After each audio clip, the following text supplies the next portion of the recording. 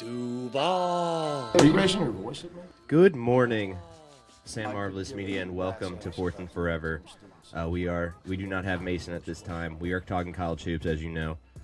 So that that should be your indicator for what we're going to talk about. Is who is in the room with us right now? It is just me and Cameron. So obviously that means we're going to talk about college hoops. An amazing tournament so far, Cameron. It's our first time talking since since this all started. What have your thoughts been on the tournament so far, and how you been? How was your weekend? I guess knock it down one by one. Weekend was phenomenal. I did nothing but watch basketball for like 4 straight days. So obviously I'm jazzed. I'm super excited. My girlfriend's family made fun of me. My own family was doing the same thing. So it's, tale of two cities. I think you and I have probably been vindicated on both of our tournament accounts. I know when we had first started talking about this, we were like, are the Cinderellas like dead, but like there's going to be more high-level hoops? I think we got the best of both worlds, honestly. I agree. Yeah, I think we found the perfect middle ground. And I know there's people like who are upset that there's not like a mid-major who has made it this far yet. But I mean, we look at these matchups, and we'll get into it more later, obviously, but like, you couldn't ask me for a better second weekend, to be honest with you. You could literally make a case for maybe besides 2 teams that like there's a chance for every one of these teams to go to the Final Four and maybe win it all. So I genuinely think we got the best 16 teams in the field going into the weekend, and I think it was awesome, man. Obviously, it's old news now, but High Point were kind of the darlings of the weekend, man. And we were 4 or 3 points away, Cameron, from buying us High Point jerseys, because remember I was so sad. I mean, look, that was the closest to a real Cinderella we were gonna get, but God, and that game was awesome. That was bucket for bucket down the line. Like, can't ask for better basketball. High Point is such a fun team too. Like just disregard that they're a mid-major at all, but like they're competitive. And I think if they had run into anyone besides Arkansas and maybe Arizona in their field, or maybe they just ended up on another side of the bracket, like, it's looking pretty good for them. Unfortunately, it didn't go their way. That's the pain that we deal with in March, But besides Chase Johnson, our darling in March, Rob Martin, their point guard, had 30 points against Arkansas, and I have a feeling that maybe he didn't have NBA aspirations before. Not saying he's going to be like a first round, maybe even a second round pick, but I think maybe now there's going to be opportunities that he has that maybe he didn't have before, just because of this performance he put on in the tournament. So I'm really excited for High Point. They're going to be they got a fan for life now. They're going to be a fun mid-major to watch for years to come. I don't know if you've seen their building either, Cameron. It's literally a palace. Dude, I just see all the stuff on Twitter about like, yeah, they've got like a steakhouse you can eat at on your meal plan.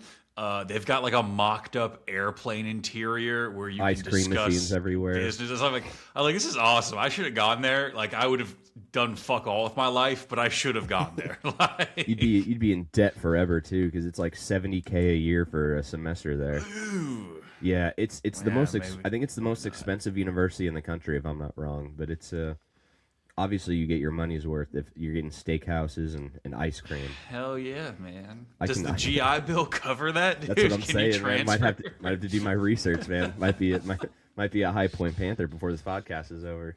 But yeah, man, I had a lot of fun. I think you said it. You nailed it, Cameron. I think we got the perfect in between of everything we wanted. We did get some upsets. We had some close games as well. How about Siena almost coming away against Duke, man?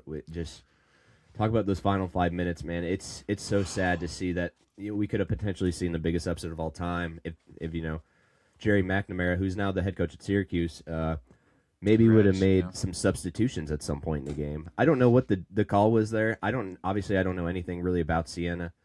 I don't know if that's been their game all year, where it's just like, we don't have a deep bench, we got to kind of roll with our starters, or if it's just.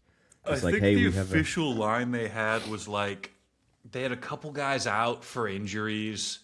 They were playing a short bench anyways, and I think the coach's game plan, and I get it. I've been on teams who have done this. It's like, only our top 5 guys can really hang with a Duke level team, so we're just gonna ride it till the wheels fall off.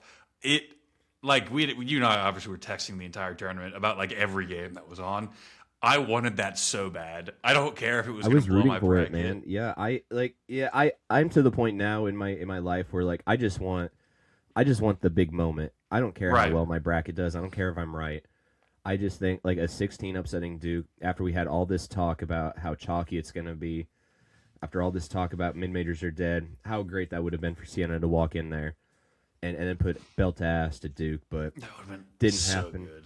Yeah, and Duke's still rolling, man, and we'll get to them. They're our first game we're going to preview, but some news before we get into these games. North Carolina last night fired Hubert Davis as their head coach. In my opinion, it's probably one of, if not the most prestigious job in college sports. And I'll tell you what, in college, man, I can never guess where these coaches are going to go. I always get these wrong. Always. It's like, oh, Providence. Maybe they'll go for Travis Steele or Josh Ertz, and then they hire the guy from USF, and it's like I didn't even have him on my radar. So Right. it's like, okay, well, I'll just let the dominoes fall as they may.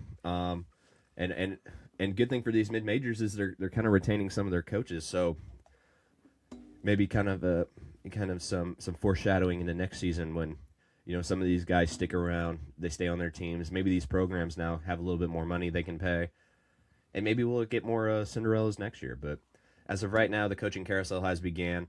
I think North Carolina, in my eyes, in college sports, just not in basketball, is one of the best jobs that you can have.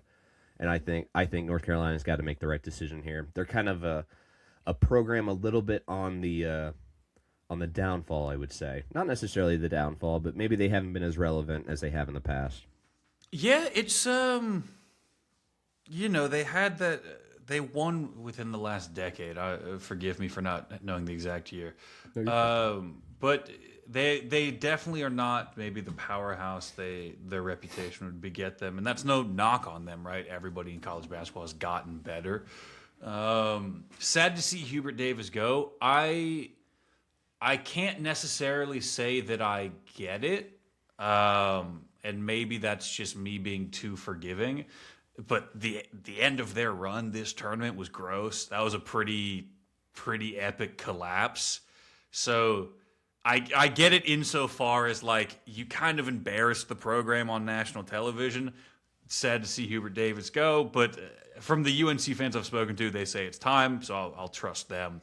Yeah, blew a 19-point lead against VCU in that first round. Blew a 19-point lead against VCU. Had a chance to still walk away with it and completely fucked up executing the last minute of the game. Like, yeah, and then had like not really a meltdown, I would say, maybe the opposite of a meltdown, but just kind of it seemed like a 1 foot out the door type of coach, the way he was talking to the media after the game. yeah, it was weird, dude. There's no like, and I get it. You're not going to be like angry during the presser. There was no emotion. It was kind of just like yeah, it happened. Like what? I think he knew. I think What? he knew what was happening. I'm sure. Yeah. He was just in the acceptance phase of his grieving. Right. But regardless, we'll know in the next few days, I'm sure, who will be the next coach there. Once they said, hey, we're going to take a few days to decide, I already knew it was over. It's over. Like, that few days is basically just, hey, here's your dignity, pack up in silence. Right. And we'll say we parted ways mutually. And it's no one ever wants to leave North Carolina. So when people say it's mutual, miss me with that. But let's get into it, man. We'll get into more North Carolina as we find out who their coach is. Let's get into this bracket, man. We're at Sweet 16 time finally. Again, after, in my opinion, one of the best weekends we've seen in a long time. Last year was a little bit of a disappointment. This year is given me everything I've wanted and more, so I'm very happy. But let's get to the East side. The side of the bracket that's loaded with coaches, man. But let's get into it first. Duke St. John's. Holy cow, man! That St. John's Kansas game, that was a grind, man. That was an absolute grind, Dude. Tough to watch if you're like an over better, or if you just like a lot of points. But Or if you're like a Darren Peterson fan. he led both teams in scoring. He did. He took something like 17 shots to get his 21 points. He but did. He did lead them in scoring. He did everything he could. It's not like anyone else on Kansas was really helping him much. Trey White only had, I think, like 3 points. And I think Melvin Council ended up with like 14, or maybe there was another guy who was in the double digits. Regardless, this team wasn't going to go far anyways. They just weren't built for it. But Darren Peterson's college career officially over. We'll see him in the NBA now. Cameron, I know you're a hater, so I'll let you dance on his grave a little I'm bit. not a I know I have this reputation because I hate on him. I'm not a Darren Peterson hater. I was watching the end of this game at an Olive Garden on my phone, and I picked St. John's over Kansas, which I was like, the table behind me was like not hoop heads, and they were like, yeah, I think like Kansas was like down 2 or whatever, and they're like, Kansas needs to foul with like a minute and a half left, and I was like, why? Like, no, don't. So this game can go on 30 more minutes. Right? So I'm like hearing the table behind me like give their suggestions. I'm watching the game. I see the game-winning layup. I celebrate. I'm like, fuck yeah! And I pump my fist and I punch the Olive Garden light above my booth, and like I nearly break it. So that's my lasting memory of this. But sorry, I had to sneeze. no, you're good. I think we found out that like Kansas was good, not great. BYU was not good outside of Debansa. Like, so it is kind of unfair to be like, haha, Cameron Boozer's better than all of them. Duke is loaded. And like, Duke is the best built team in probably the nation besides Michigan. I mean, Michigan and Duke are probably 1A, 1B. So like, I don't want to dance on any graves like that. That doesn't seem fair. 21 points is great. I'm still concerned that Peterson may not get lift on his jump shots, and that may just be an injury thing. I know he's been in the media for saying, like, the end of the season was what he's really like. It took him a while to get his mental straight. He's also done the whole, like, I don't know if I'll leave college. Maybe I'll stay in college. I hate when they fucking do that. I hate that so much. Like, please just, brother, you're a top 5 pick. You're the probably, if besides A-Cup, the best guard in this already stacked class. You're going to be an NBA superstar. Brother, quit the games. Just let's just say it. Let's just call it what it is, brother. We know you're leaving. We know you're a one and done. That's been the name of the game for college sports, for college basketball specifically, for a very long time. You're not doing something new here. Just say you're going to the NBA and move on. Like, so we can get to the portal. It wouldn't shock me, and I say this knowing full well it won't happen. It would not shock me if the guys who are like hemming and hawing over like going to the NBA are just waiting to see who gets like the top 3 picks. Because I've told you this. If the Sacramento Kings are in the top 3, I will stay in college. I will walk back. Sacramento is a good city, man. It's a good city. It's a bad team. It's a horrible team. If Sacramento is the number 1 overall pick and there's buzz, they're going to pick me as Darren Peterson. I'm going back to Kansas. I'm getting my NIL bag, and I'm not doing it. I don't know if Bill Self will let him on the team, man. That's true. The whole story all year was just how stressed out Bill Self was trying to manage Darren Peterson all year. And that was kind of the story throughout the whole year. I felt like we missed out on a lot of good stories in this college season because of it, but regardless, Darren Peterson's time is over. Let's not talk about him anymore. St. John's, they forced 16 turnovers against Kansas. Incredibly good defensively, eighth in the country in defensive efficiency. The only problem is Duke is the number 1 team in the country in defensive efficiency in the country. So again, if you watch that Kansas St. John's game and you thought, wow, this was a grind, not a lot of scoring. I'm not saying you're going to get that this time, but it's definitely going to be like a defensive, I would say, like a battle. It's going to be gross, yeah. It's going to be gross, yeah. I was trying to avoid saying that because like it's still going to be a great game, but yeah, you're right, Cameron. It's gross in like the best, most complimentary way. Yeah. Gross in like the best way college basketball can, and it's St. John's basketball. It's what they do. They've never been like the flashy team with like a number 1 scorer. They kind of remind me of like the Grizzlies, just with like the guys they put around, just built for defense, and we'll worry about scoring after the fact. But they can't beat us if they score 0 and we score 2. So, right. It's one of those things. But Duke has looked a lot better recently since losing Caleb Foster. I know they kind of started off a little rough without their point guard. They could potentially have him back for the Final Four, but I think they've looked great. Besides the Siena game, the game against TCU, I thought they looked great against obviously an inferior opponent, but TCU is still a very good team. And then you drop 88 on their head and dominate them. So, and then you had 4 Duke starters in double digits from Dame Sarr, Isaiah Evans, and Malik Brown. Just absolutely amazing contributions from this team, and obviously you have Cam Boozer leading the way. He had a double double. It's going to be tough to beat this Duke team. I really want St. John's to win. I'm trying not to get myself too excited, but I think Duke will pull away with it. Yeah, I have Duke winning. The only thing that scares me, and that this is, I guess, the best time to talk about it, is, and I don't think St. John's is big enough to make this an issue. Cam Boozer struggles with bigger physical defenders, and if you get through St. John's, you're looking at either UConn or Michigan State, who can make that pretty nasty. So I still have Duke. St. John's been awesome run, awesome team. First Sweet 16 since 1999. Right. Duke is just too well built, I think. But Duke also lets inferior or lesser ranked opponents hang around with them longer than they should. Like TCU was hanging around for a while, like longer than they should. The game wasn't necessarily over like to begin with. Like I felt like at half, like there was still a chance, you know. And that's kind of the theme with a lot of these games, where it's like, except for the like 30-point blowouts, every game seems to have like 20 minutes of basketball where you're like, fuck, is this going to be an upset? Yeah, I feel like I watched every game, like the first half of every game, and I was like, man, this is really anyone's ball game. It got to a point where I was like, every game was close. It's like, I'll check back in with 10 minutes left. Like, I just have to bounce to the next game, which is also close. Yeah, dude, we're getting back-to-back heaters, especially Saturday, Sunday, man. Like, and I thought Thursday was one of the best days of, like, one of the best college basketball watching days of my life. I felt like that first game on all the way till the end was just absolute cinema, and I loved every second of it. But man, again, breaking down like this East Division, I wish we had noticed this in the bracket, Cameron. I didn't realize all the blue bloods on just this one side of the bracket, because if you look at it now. The remaining coaches: John Shire, Rick Pitino, Tom Izzo, and Dan Hurley.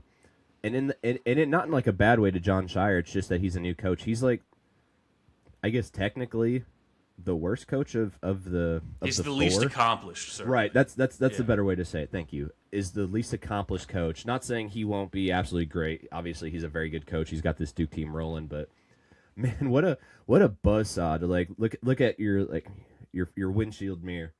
And you're just like, all right, if I get through Rick Pitino, all I got to do after that is get through Dan Hurley or Tom Izzo. That sucks. I not that I feel bad for him. Obviously, you got to beat the best to be the best, but what a stacked East Division. Do you have anything else on the Duke St. John's game before we move on to the next East game? No, that's really covered it. I think the big thing I have to admit is I still think Boozer's going to be the best professional. I think Dibanza may be picked over both of them. So, yeah, this was our blood crip. Yeah, you know, our like our ceasefire moment. We had a moment where we both kind of agreed that Dibanza was the best player, and it's very funny that we were just on totally opposite sides to begin the year with Darren Peterson and you with Cam Boozer. Like, and then we just meet in the middle, like as if that wasn't an option all year, and probably one that in hindsight, we should have probably saw coming. But we meet in the middle over the guy who got bounced in the first round, still had like 36 points in that first round. Right, had a phenomenal debut. Was the only one doing anything. I watched Cam Boozer for 2 games in this tournament, and I go, fuck, is it Dibanza? He's a little soft. Have I been wrong this whole time? The answer is probably yes. No, I don't think you are wrong, man. I think this tournament brings out the best in these players, man. So I think Cam Boozer's still going to be a fine player. I just think that maybe there's guys who want it a little more. And not saying that Cam Boozer doesn't want it, but I think maybe his sights are the future's a little brighter for him, whereas some of these guys are probably never going to play basketball again. Yeah. Like, we're never... Unless, like, the next time we're going to hear about anyone on that Siena team is in 20 years when one of them are coaching. It's like, do you remember, like, where this guy was? He was he's a Siena Bulldog that almost upset Duke in the first round. They had an 11-point lead at half. You're like, that team? Yeah, that was awesome. Yeah, that team was sick. I'll never forget 16-seed Siena, man. A lot of fun. And then Wright State almost pulled one out, too. Not to, like, sidetrack us, but... I thought that would have been very funny if Wright Street would have gotten the first round upset over Virginia. That would have been the storyline forever. All right, but let's go on. Michigan State, UConn, the next game in the East. Dan Hurley versus Tom Izzo. We already mentioned it, Cameron. This game is going to be intense, and you'll feel it right from the tip off. Both teams are aggressive on both sides of the ball. UConn's just a juggernaut on defense, man. But I think they take that. And it's not my bias showing. I know I'm a Michigan fan. I just think UConn is a better team defensively. I think they probably even out offensively. And one guy in particular, Alex Caravan on UConn, he's been lights out from three this tournament. I think he's been awesome. And UConn is just like, in my eyes, in my generation, like I know Izzo as well is kind of seen as like this like legendary coach, and as he is a very good coach, but UConn is just a well-oiled machine, man. It just seems like the only drama that ever comes out of UConn is whatever Dan Hurley says, and it's like, and it's really just a coach just being intense. You know, it's not really anything else besides like, hey, like Dan Hurley just loves his players too much, and he gets a little loud, and that's really the only bad thing about UConn. You know, but Michigan State, they're still a good team as well. Let me see. Jeremy Fears, good point guard. Obviously, he was facilitating like crazy against. Great point guard. Yeah. And then Cohen Carr had that amazing dunk. I am worried about Michigan State a little bit. This game is for real a coin toss. I'm gonna go with UConn. I'll put my stake in UConn. I just like Alec Caravan a little more, and hopefully Solo Ball gets it going too. He played absolutely terrible against UCLA. And luckily they had Jaden Ross come off the bench and played really well for them. But what do you think, Cameron? What do you think is going to happen this game? I have Connecticut over Michigan State. This was one of those picks that when I was making it, you know, you're making it like 2 weeks ago, and you're like, yeah, my bracket's impenetrable. Now I'm standing here at the edge, and I'm like, ugh. Yeah. I guess. The UConn game against UCLA, UConn kind of just had a stretch of run where they kind of just blew it open, and that was a very, very cool thing to watch. Michigan State, I like Fears. I like his willingness to play make. I'm not sure he scores it as consistently as I need him to win. They've got a great supporting cast. He gets them all involved. Ultimately, I'm going to lean on UConn just a little bit more, but I'm excited for this to be like a 3-point game going into the final 2 minutes, and I'm just going to be so ecstatic to watch it. It's going to be the longest last minute of a basketball game. Right? It's just two teams that'll foul you and guard you, and we'll go to the review, and it'll be like, the ball's actually... There's going to be so many reviews. Like, I can't wait. The ball's actually out on UConn, and UConn's going to challenge, and they're like, well, actually, this new angle's on Michigan State. And then like 40 minutes later, I'll tune back in. I'm like, oh, shit, the game's over. Like, and then they'll just randomly pan to like Dan Hurley, red-faced, yelling at a ref while he's like reviewing the footage, and this is what we live for, man. I so badly want UConn to lose simply because I love seeing Dan Hurley pissed off, but I picked them to win, so I guess I'm part of the problem. Right. Don't you hate that when it's like it's kind of the reason I stopped gambling is like it's like I want to just enjoy the game, and I want to stop having like implications in these games and be upset if like Michigan State beats UConn, like a game that really shouldn't be like, right. That should be an awesome game. Yeah, right. So, and also too, Michigan State has a guy from Sugarland on their team, sophomore guard Divine. I don't know how to say his last name. Ugochukwu. That's your guess as good as mine.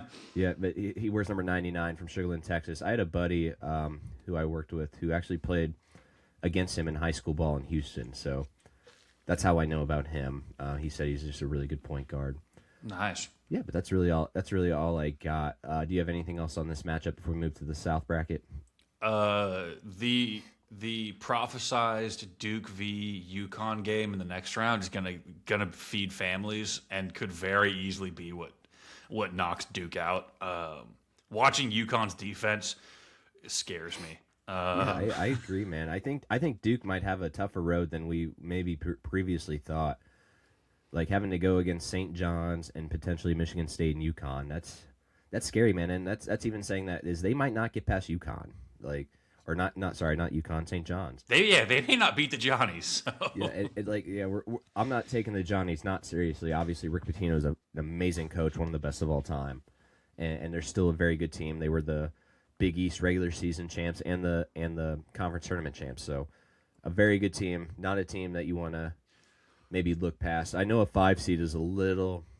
Here's a something 1 versus 5 is a little scary, but yeah. I want to get your thoughts on, which is, it seems weird. We've had a couple of very awesome like buzzer beater moments, right?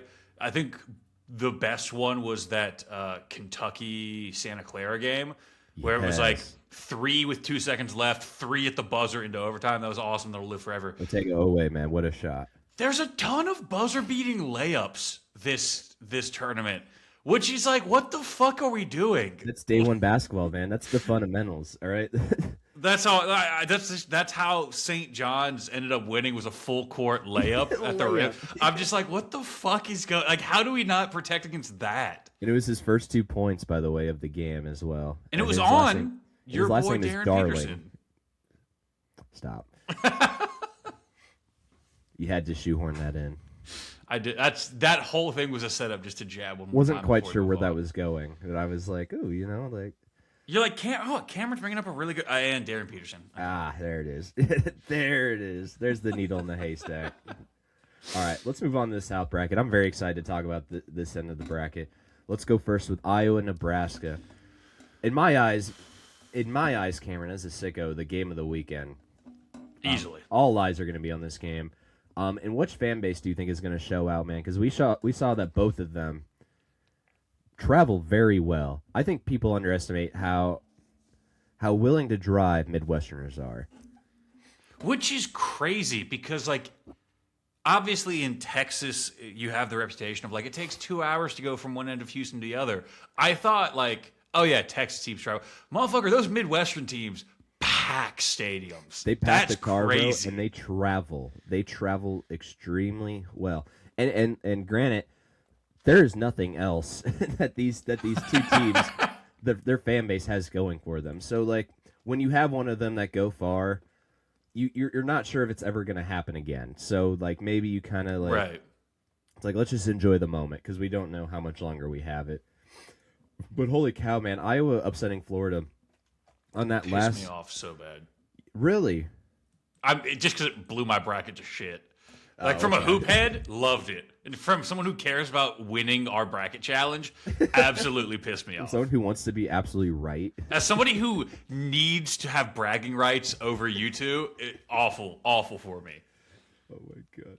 It was just, but it was a lot of fun too. We could talk a little bit about that game. I was listening to a press conference with Todd Golden at the end, where he was talking about how what they wanted to do was they wanted to foul pretty much anyone but Bennett Sturts, and risk getting one of these guys to the line to make 2, tying it. And I think Todd Golden is right in his assessment in saying that they could probably beat either one of these teams. Sorry, not either one, but they could probably have beaten Iowa in overtime. But that's not how March does, baby. That's not what March wants. March doesn't want your cutesy little analytical moves. We're here to hoop, and we don't have time to do the numbers, do the math. We're just gonna throw it to this white guy in the corner. He's gonna bury 3 in your face, and we're gonna play Nebraska next week. I was yelling at my TV when it was going on, and one thing, if you haven't picked up, is like, I'm a coach's kid. My dad was a coach. Ergo, even despite only having a very small career in coaching like 12-year-old children, I will yell at the TV like I know what I'm doing. And so I was watching that, and I was like, okay, hey, they've got to inbound it. They've got to take it full court, all this stuff. And then I see them get up and press, and I'm like, why are we pressing? A layup doesn't even kill you. And then I see the press gets broken, and suddenly Florida's playing from behind. Yeah, you're playing from behind. You don't have numbers. And then there's a guy in the corner just fucking open. Like, the layup doesn't kill you. That guy does. Yeah, there's nothing more dangerous than a white guy in the corner. Oh, not even a white guy. An Eastern European white guy who fucking buries that shit without hesitation. If there was anyone you had to guard, it was him. It was probably him. That's the one guy. I don't care if you take out his kneecaps. Do not let him get a fucking shot off. No, do not. Take that foul every time. And he does. He buries it. Look, stones on that guy. Great shot. Can't take it away from him. And then Florida doesn't get a shot off. They go down the length of the court. They don't get a shot off. And time expires with them down 1. And that's just the end of the run. Is it a little poetic for Houston fans?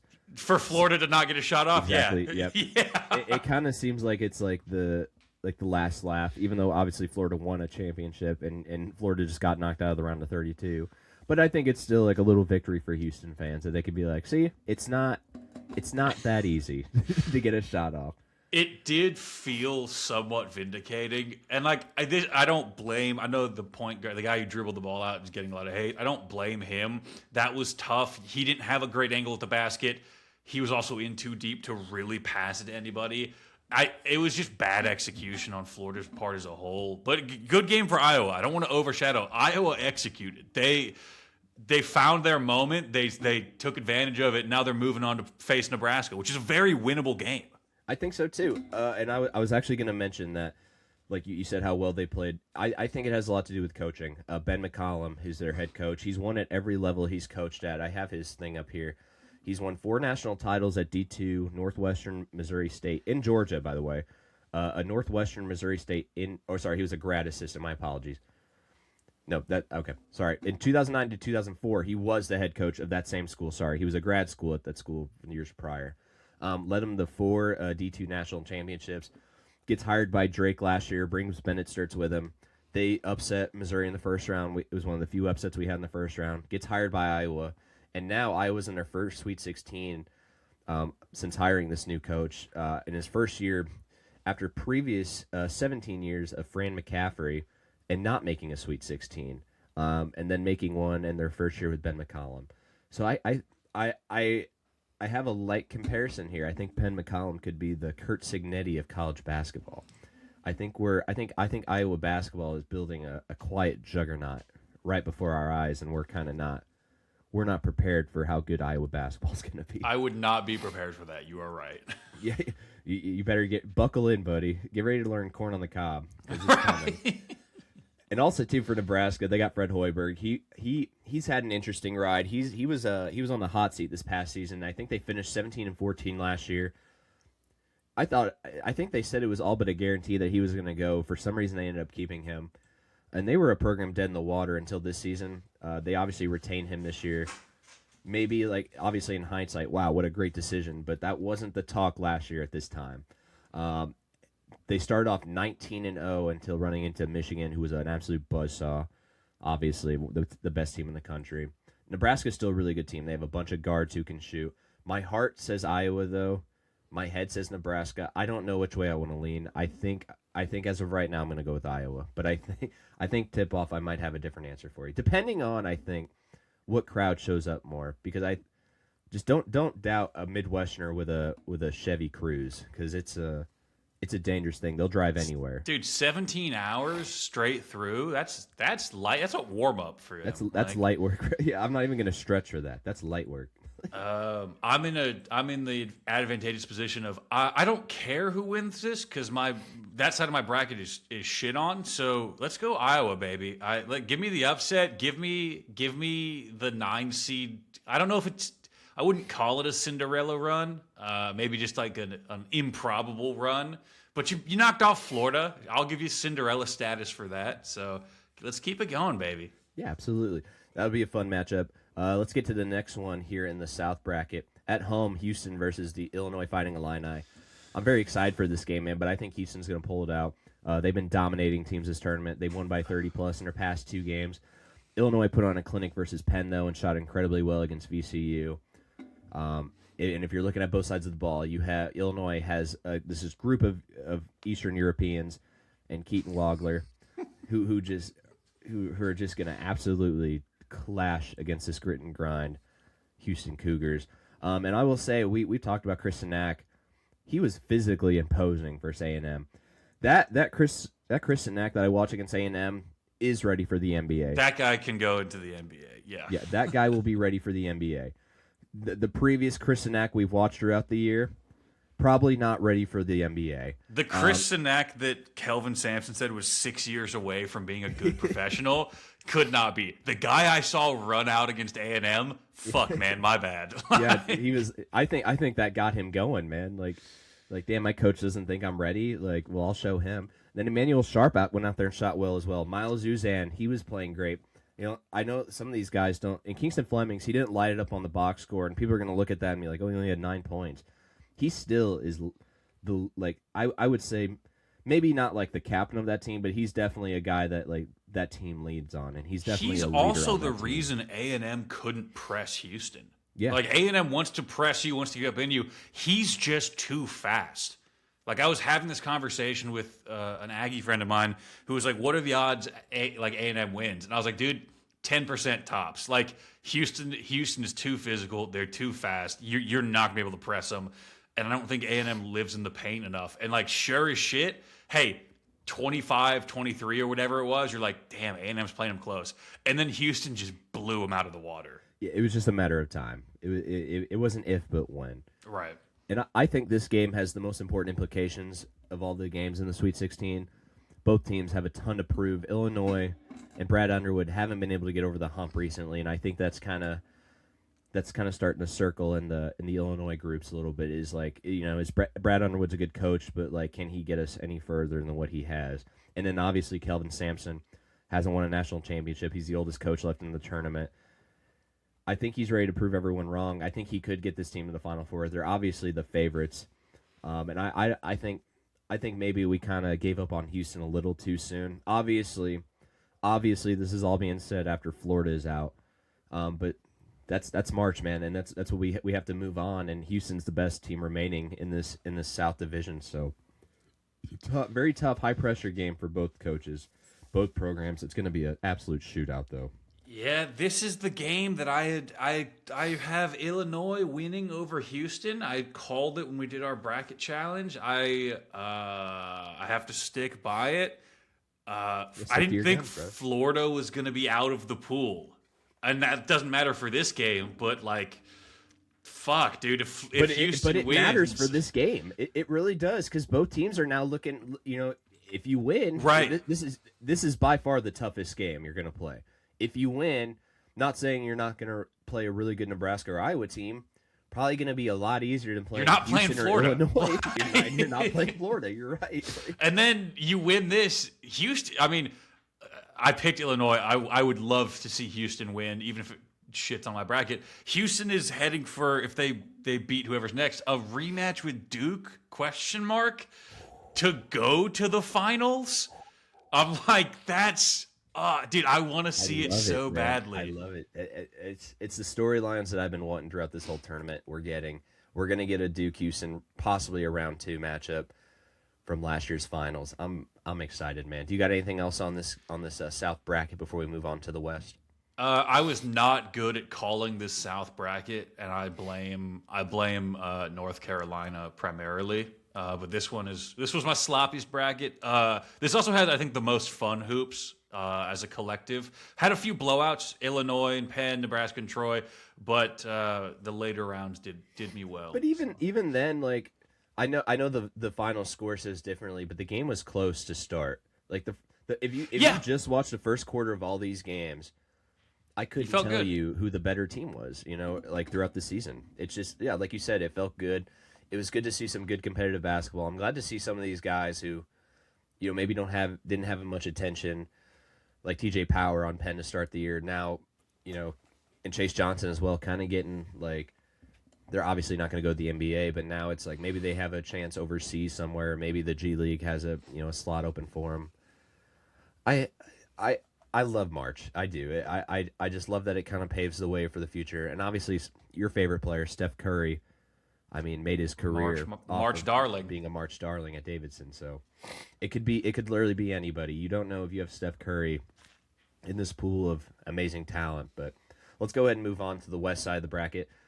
This game is the most important to me, just because I think it's you as well, Cameron. We both have this team in the Final Four. Arizona, Arkansas. This is a tough one, man. I knew this matchup was going to happen eventually. I'm scared, though. Darius Acuff, though, he did exactly what we thought was going to happen. We kind of called this, Cameron. His stock now is skyrocketing in the draft to a point where I'm seeing him fall in the top 3 of some of these mock drafts. Dude, now. I'm seeing people put him into the top 5, and I'm like, I have him 9 on my personal board. But that's, am I the that's moron? Crazy. That's crazy, though. But 9 is way too. And you might be exaggerating a bit. Maybe not. I'm over-indexing on the fact that I don't think he's going to be a good or even passable NBA defender. Which is not fair. This tournament, he's been fine and scored great. like a motherfucker. He's been great.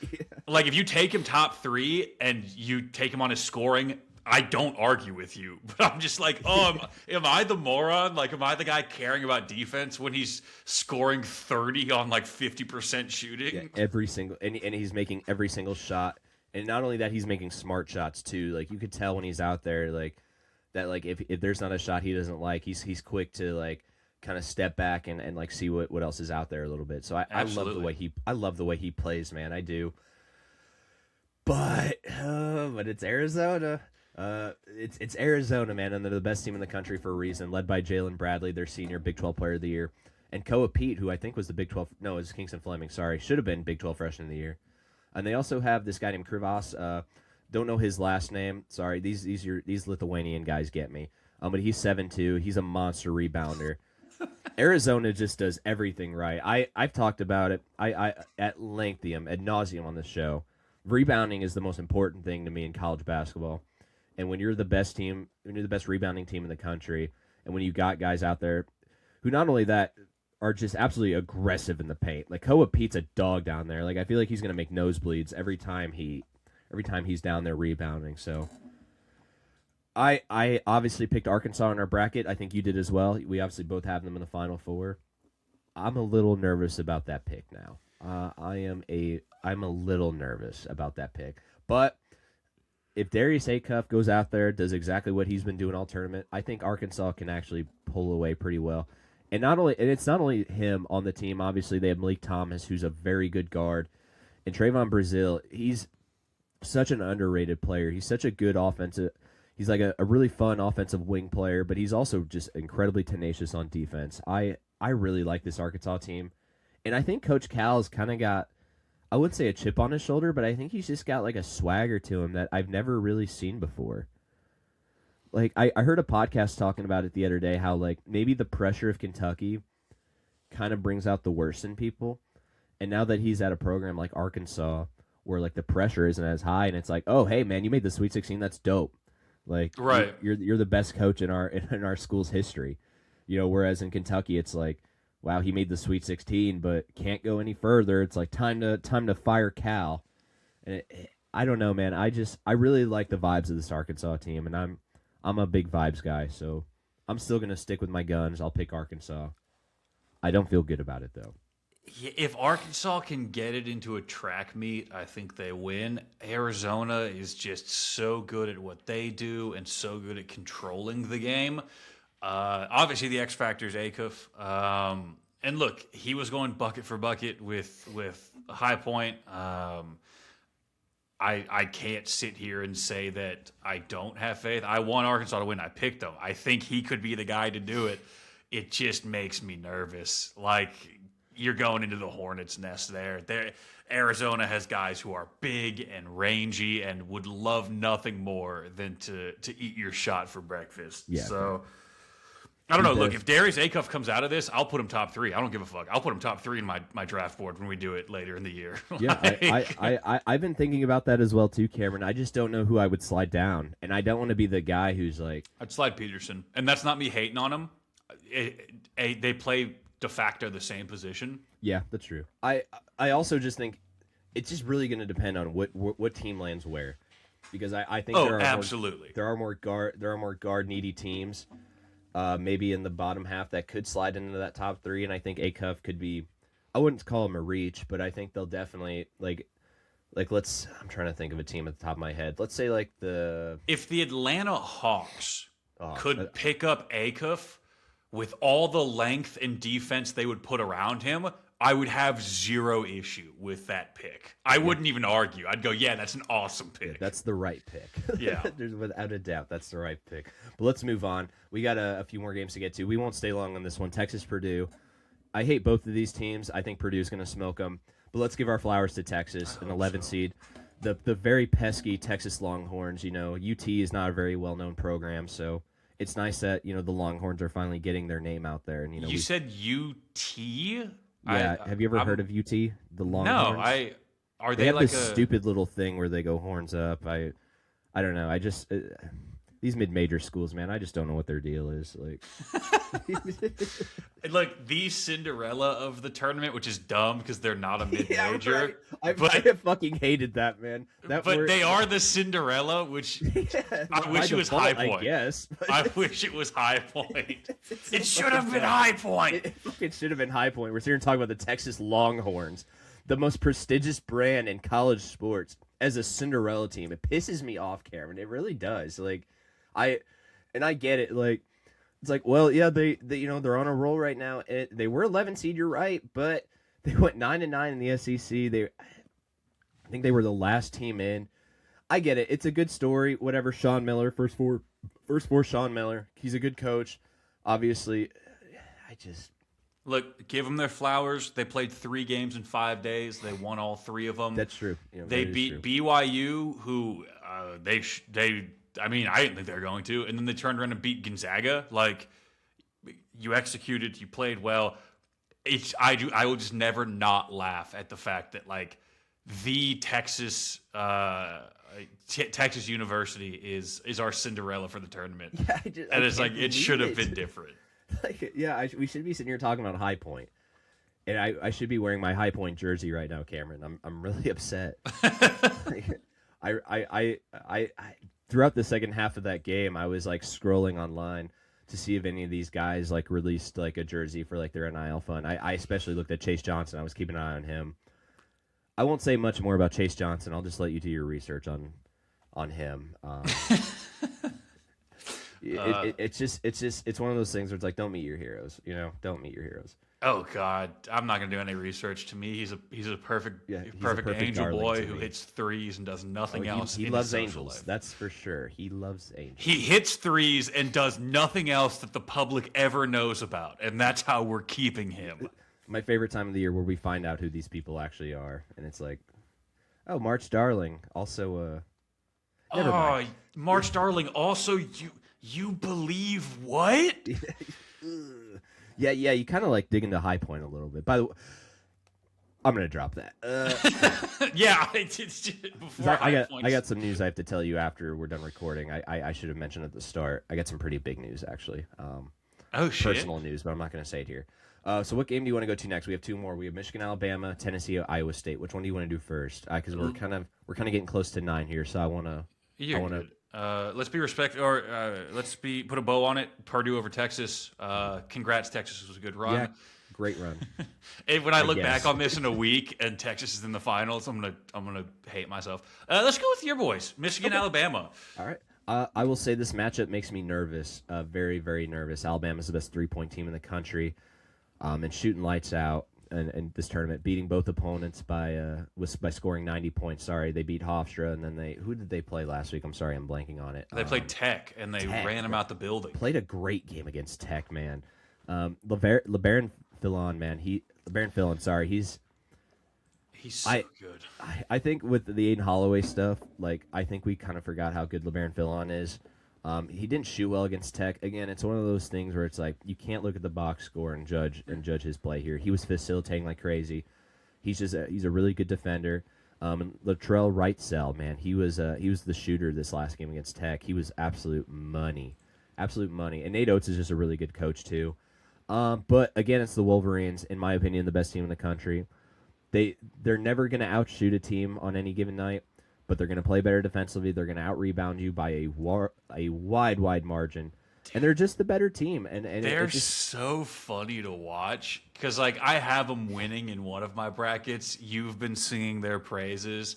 And so I've just been kind of, like, I don't really watch a ton of them. And then I watch them. It's like Yaxel Lendenberg, Adem Mara, Mo Johnson. I'm like, oh, fucking what? How tall are they? How big are they? Is the most underrated player in college hoops. I haven't beaten that drum all year. You haven't, and I've been making fun of you for it. The Yaxel to Mara like full court alley oop. Absolutely, I was insane. like, what the fuck? Absolutely, yeah.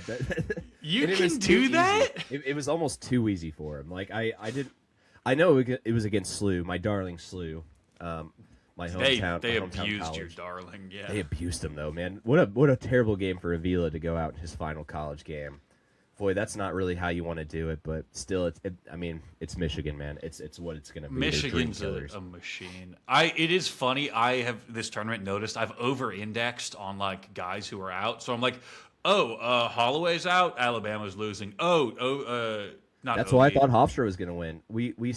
I sat in this chair 2 weeks ago and told you Hofstra was going to beat Alabama, and here we are. Yeah, and I told you Akron was going to beat Tech because Toppin was out, and fucking egg on my face, they both lost. Also, I said Louisville was going to lose because Mikael Brown was out. Fuck me, Louisville wins. They look better. They look better.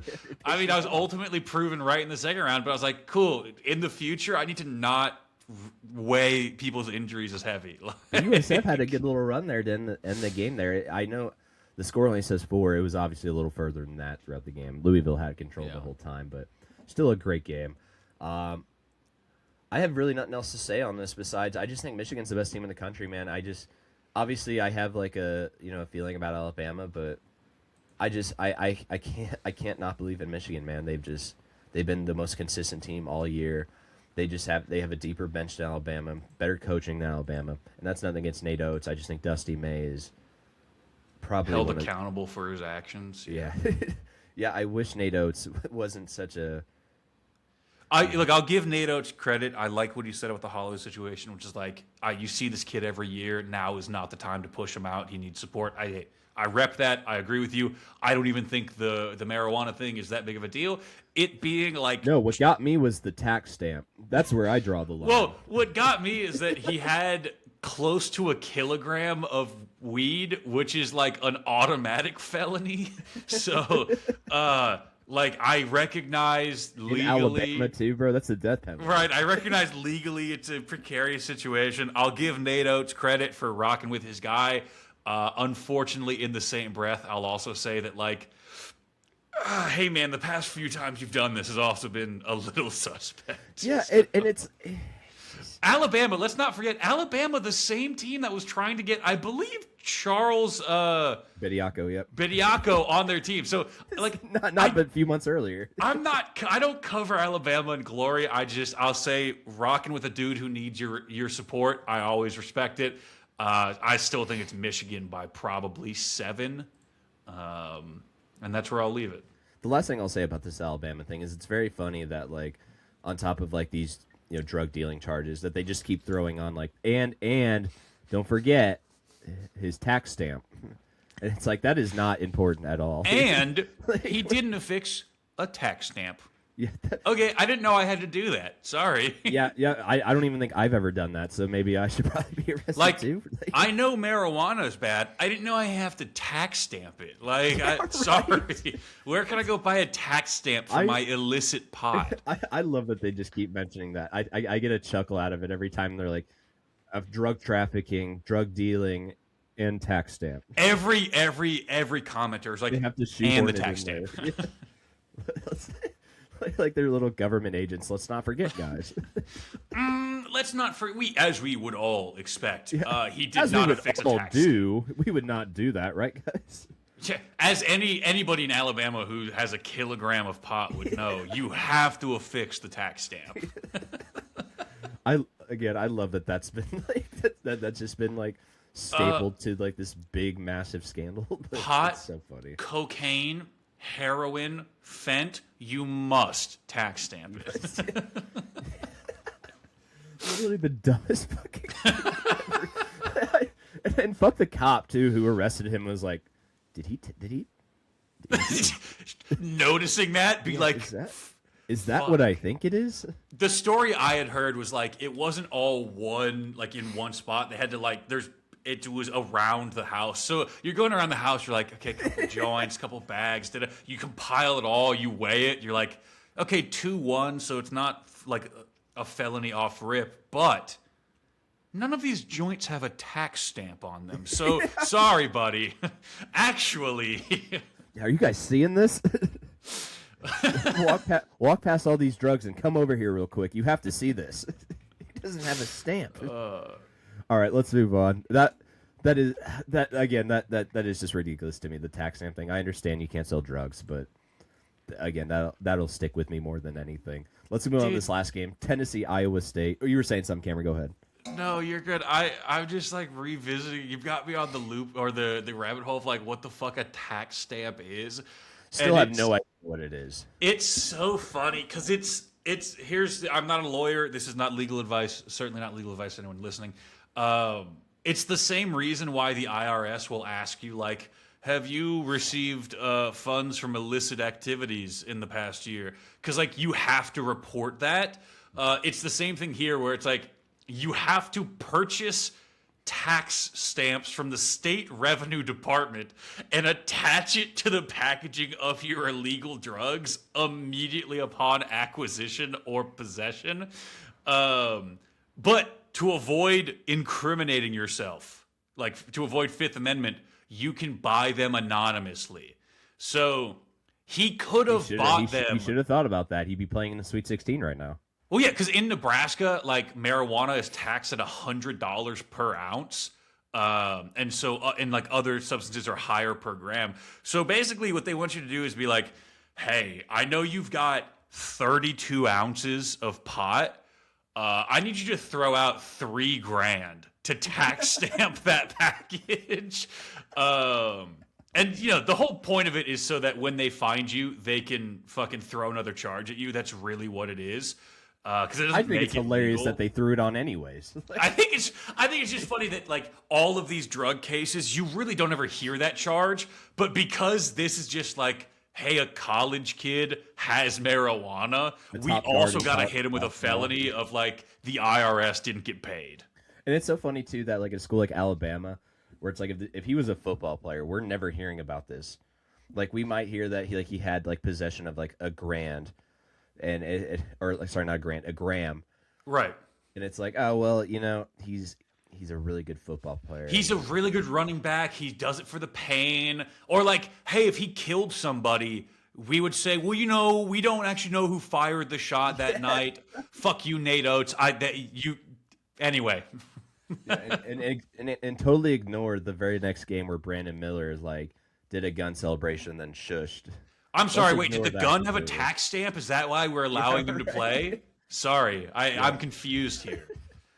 Yeah, Brandon Miller, well known on his tax law, so that's very good. Brandon Miller lighting it up in the NBA, just BT dubs. Like all of this, goddamn, that boy can hoop. All my Charlotte Hornets, man, of all teams. All right, let's move on. Last game, Tennessee, Iowa State. I was wrong about Tennessee. Hands up. Congrats on your 4 straight Sweet 16. But this is where it will come to an end. Iowa State without Justin Jefferson, I kind of thought it would slow them down a bit. You're missing your AP first team All-American, but it hasn't at all. Again, these white Europeans, man, I stumble with these names.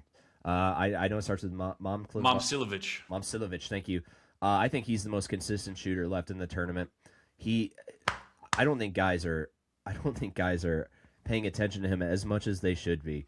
He is insane. And Tamian Lipsey as well. He played well against Kentucky. He didn't play exactly well in their first round game against Tennessee State.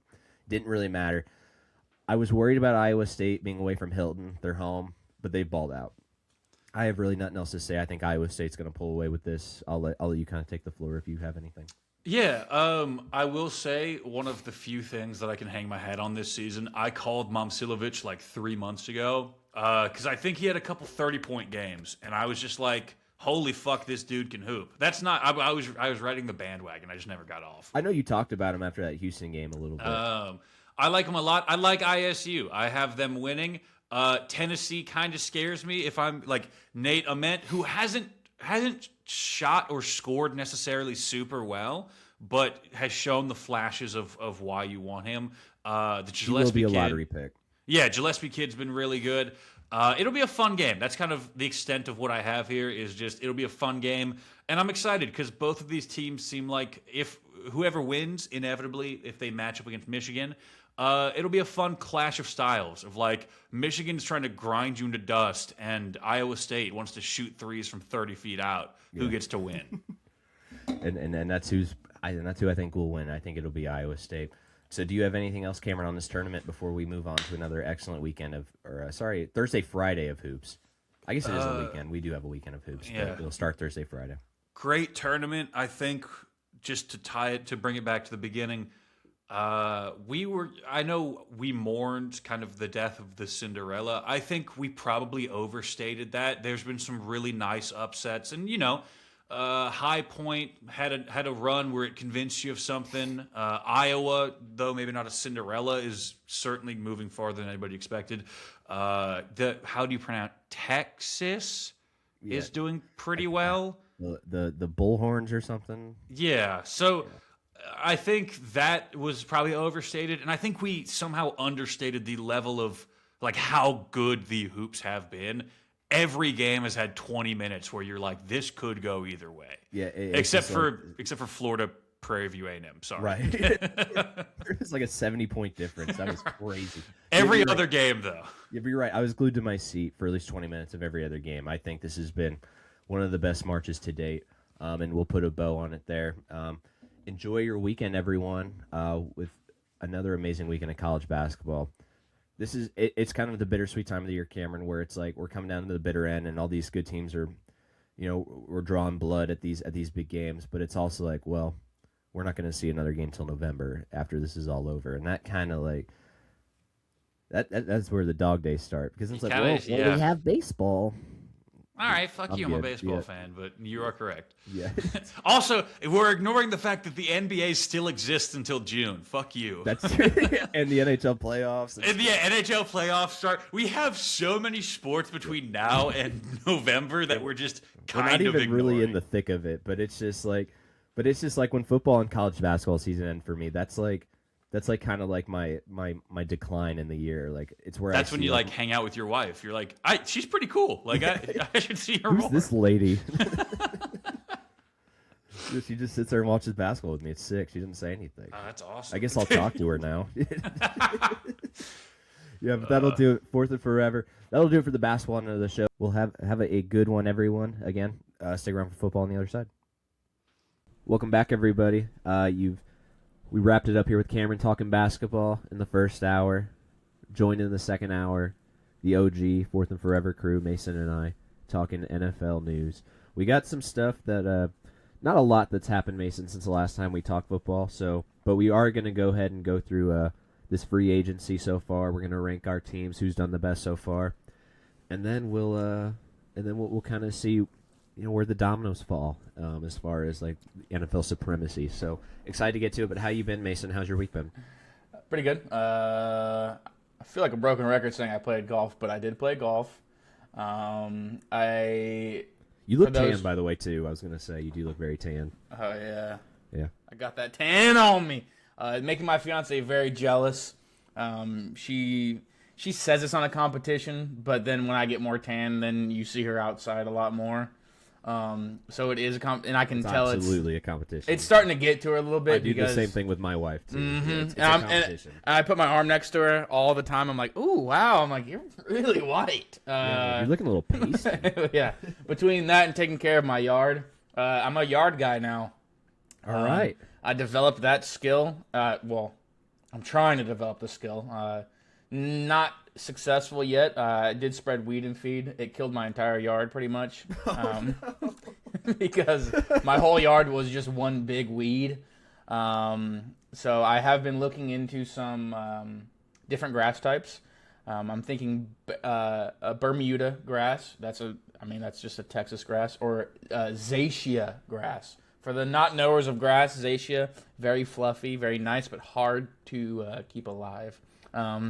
I don't know if I should challenge myself yet like that, but watching YouTube videos and stuff. Shoot for the stars, man.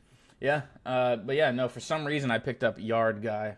So I've been getting tan because of that as well. That's where my story was. You're kind of back like to. quietly transitioning into like your Like a father. middle-aged man life. Yeah, I got you a have something you career. need to tell us. Yeah, I got a career now. I've grown up, and then now I'm a yard guy and a golf. guy and golf. Yeah, that's what Yeah, I'm I'm saying, just- man. You're checking all the boxes. Yeah, I'm When you slowly start just smoking becoming- meat, man, I'm gonna be a little worried about you. Fuck, I have a smoker too. Oh, I'm slowly just That's becoming a next. middle-aged white man, yeah. which hey, I guess it checks out. Welcome, At brother. At least I'm not becoming something else. We'll have to get you a pair of what are those? The shoes? The New Balances. No, here, let me pull them out for you. I got them right here. All right. Oh fuck! Gotta get you a pair of these bad boys. Get you a little. scuff Luckily, mark. luckily the Vans have kept my youth at least a little while. My feet are starting to hurt from those. Not Yeah, really. just wait till you feel the arch support in these bad boys, man. You're never gonna go back. The big news this weekend: Puka Nacua allegedly bit a woman and made some anti-Semitic remarks. I'll let you guys listening go ahead and listen or research it. I won't repeat anything he said, allegedly said. This is kind of crazy news. As we were talking about before, we cracked the mics, Mason. Kind of already had some issues not that long ago with the Aiden Ross stream and Yes. doing the celebration. And now, on the heels of that, coming into this with another allegation. Kind of crazy, man. Obviously, here's the thing is, like we were talking about this as well, the NFL does not punish people. So this will be nothing more than just a blip on our radar in the offseason. He'll probably go through like some sort of training, and then he's going to lead the league in yards next year. So then we'll forget about it. I do like the things that it's denying that he bit the woman, but it's not denying that he made that remark. It's like, no, he didn't bite the girl, but yes, he did say that. Yeah. Oh, I absolutely said that. But Yeah, I would not never bite a her. woman. That's disgusting. What am I, an animal? But yeah, I mean, it's Puka Nacua. The Rams are going to do everything they can to not only defend him, but lighten his sentencing. I mean, I just he's- read this sentence. I'm sorry to interrupt you. This paragraph in the article I'm reading. At some point later in the night, Nacua allegedly bit the woman in the shoulder, which came after he had allegedly bitten another woman's thumb.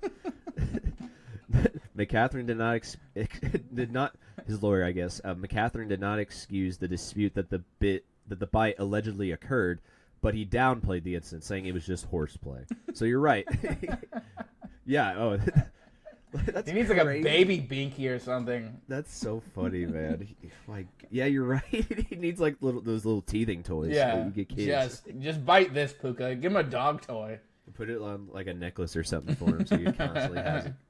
But that's Yeah, absolutely I mean- crazy news, man. To kind of crack the mics into today. Oh yeah. And this article was posted a couple hours ago, so like I'm just finding out about it as we're talking about it. So this has been a lot of fun. Great for Puka, I guess. Yeah, this sucks for Not him great for because Puka, he's gonna realize that this isn't gonna affect him, and it's probably just gonna get worse because nothing is going to come of this.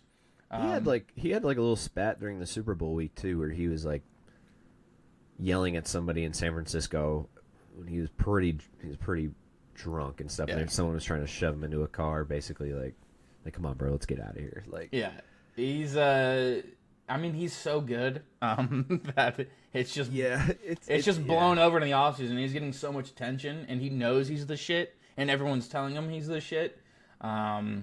He just needs to chill out. I mean, how old is he? 24 years old? Yeah, he's only like 24, 25, super young. Damn. Yeah, still in the prime of his career. Yeah. Not even yet.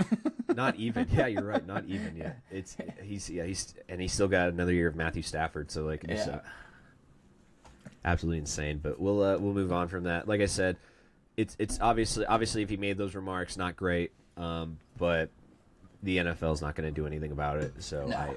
I can't unfortunately get my panties in a wad over something that nothing's going to be done about. So Yeah. we'll end it there. Big signing that we haven't talked about yet, Mason. It's been a while, so it's a little bit of old news. But the Minnesota Vikings signing Kyler Murray to a league minimum deal for 1 year. I know you had some things to say about it. I know you didn't like it. I love this move. I really do. I think this is probably the best spot Kyler Murray could have gone. I still think Kyler Murray's a great player. I should have looked before. I had a screenshot of like the Cardinals stats when he's not playing versus when he is, and like the vast difference of like how much of an impact he makes to a roster. And not only that, a shitty Arizona Cardinals roster. Like he's now going to a very well-run organization with a good head coach, a good offense. He's got Justin Jefferson that he's going to be throwing the ball to. And on top of that, too, maybe something that's not as big, but something that I kind of take into account, the Vikings were his favorite team growing up. So I think that maybe there's like an extra pep in his step where he's like, I don't want to disappoint the fan base that I've been with my whole life.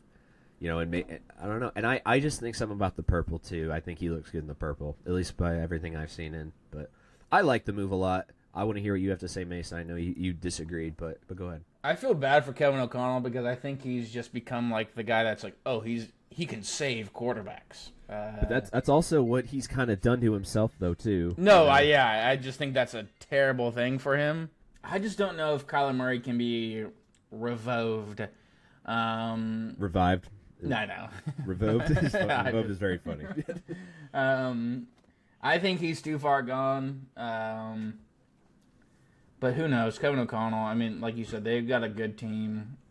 Justin Jefferson, hopefully, gets some more attention because I think if he doesn't this year, he's probably damn near out.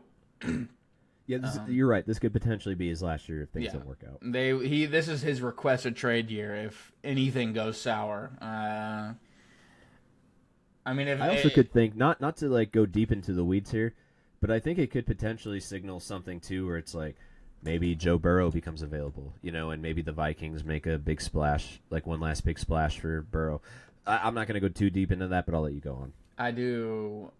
I want to see Burrow just go anywhere. I mean, I know at the end of the day, it affects me because whatever team he goes to is going to probably be fucking amazing. Because they're actually gonna care about him and build around him like you're supposed to when you have a quarterback of that caliber. There shouldn't be really any teams, and I'm not saying like anyone like for example Caleb Williams on the Bears. Like maybe like you're obviously not gonna trade Caleb Williams for Joe Burrow.